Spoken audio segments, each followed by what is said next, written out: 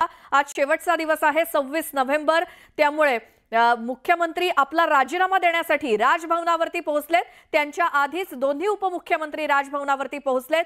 सकाळी 11ची वेळ देण्यात आलेली होती। त्यामुळे सत्ता स्थापनेचा दावा करणं किंवा राज्यामध्ये नवीन सरकार येणं किंवा आधीचं सरकार बरखास्त होणं या सगळ्या घडामोडी या राजभवनातच घडत असतात, राज्यपालांच्या उपस्थितीतच घडत असतात। त्यामुळे राज्यपाल CP राधाकृष्णन यांच्याकडे आपला राजीनामा सुपूर्द करण्यासाठी मुख्यमंत्री एकनाथ शिंदे पोहोचलेले आहेत।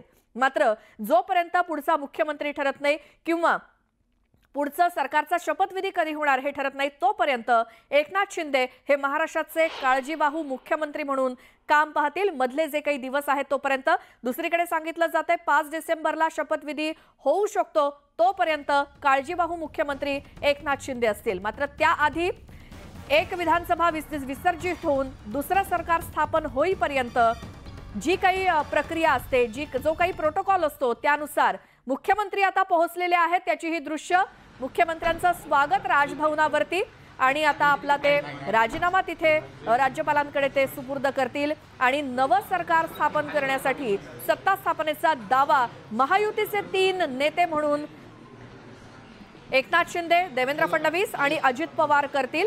ही राजभवनातली आपली दृश्य आहेत। मुख्यमंत्र्यांच्या स्वागतासाठी दोन्ही उपमुख्यमंत्री सज्ज आहेत। राज्यपाल CP राधाकृष्णन यांच्या राजभवनावरती महायुतीचे 3ही नेते पोहोचलेले आहेत।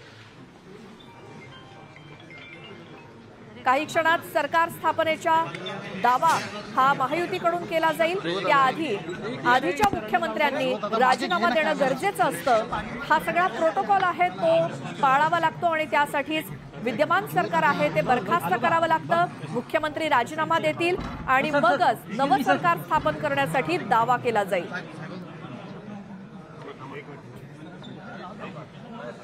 सत्ता स्थापनेचा दावा महायुती करणार आहे, कारण महायुतीला स्पष्ट बहुमत विधानसभा निवडणुकीच्या निकालात मिळालं। महायुतीचे 3ही नेते बसलेले दिसतात। आता फक्त प्रतीक्षा आहे ती राज्यपाल CP राधाकृष्णन यांची। मुख्यमंत्री शिंदे नुकतेच राजभवनात पोहोचलेले आहेत। त्यांच्या आधी दोन्ही उपमुख्यमंत्री तिथे पोहोचलेले होते। ही दृश्य आपण थेट बघतोय। महायुतीचे 3ही नेते राजभवनात पोहोचलेत। तिथे ते सत्ता स्थापनेचा दावा करतील। राज्यपाल त्यांना सत्ता स्थापनेसाठीचं निमंत्रण देतील। जी तारीख तिथे ठरवली जाईल त्या तारखेला शपथविधी होईल आणि मग राज्यामध्ये नवं सरकार येईल। मात्र जोपर्यंत नवं सरकार येत नाही, जोपर्यंत शपथविधी होत नाही, तोपर्यंत एकनाथ शिंदे हेच काळजीवाहू मुख्यमंत्री म्हणून काम बघतील।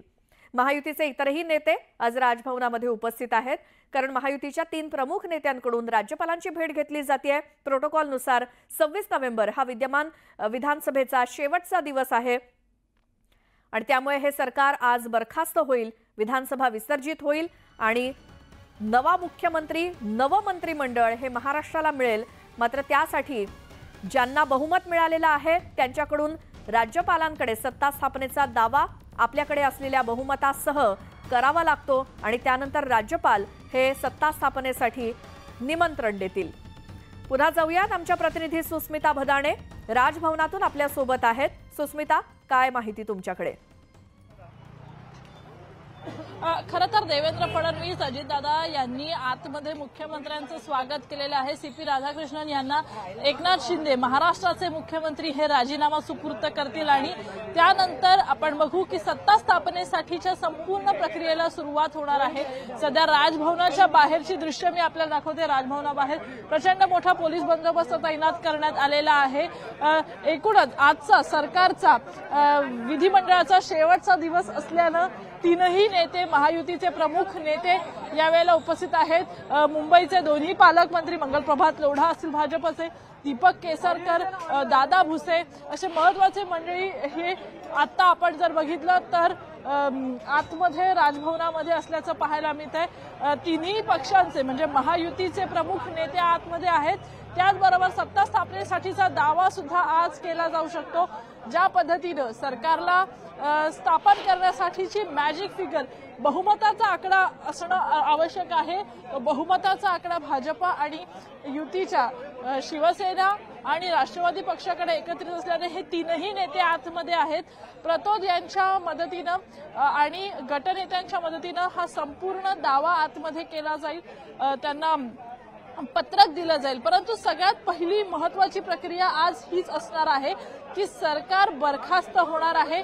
मुख्यमंत्री हे आता काळजीवाहू मुख्यमंत्री होणार आहे. ही सगळ्यात आधीची प्रक्रिया पूर्ण केली जाईल.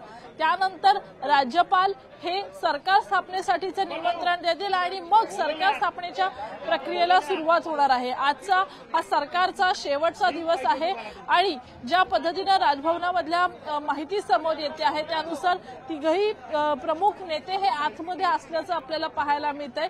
महाराष्ट्राच्या राजकारणामध्ये राजभवनातूनच सरकार स्थापन होत असतं आणि सरकार बरखास्त होतानाही या राजभवनाने बघितलेले आहेत. त्यामुळं आजचा दिवस अनेक अर्थांनी महत्वाचा आहे, कारण संविधान दिन आज आहे आणि लोकशाही कायम ठेवत अशा पद्धतीनं आपण बघतोय की आज स्वतः मुख्यमंत्री एकनाथ शिंदे हे राजीनामा देत आहेत. बरोबर आहे सुस्मिता, आणि हा प्रोटोकॉल पाळला जातोय. महायुती सरकारकडून जे आधी महाराष्ट्रामध्ये सत्तेत होतं आणि आता पुन्हा एकदा महाराष्ट्रानं विधानसभा निवडणुकीमध्ये महायुतीलाच निवडून दिलंय आणि त्यामुळे महायुतीचे हे तीनही नेते प्रोटोकॉलनुसार सत्ता स्थापनेचा दावा करण्यासाठी राज्यपालांकडे गेलेले आहेत. राज्यपाल CP राधाकृष्णन काही क्षणात तिथे येतील आणि हे तीनही नेते सध्या राजभवनामध्ये आहेत. मात्र जोपर्यंत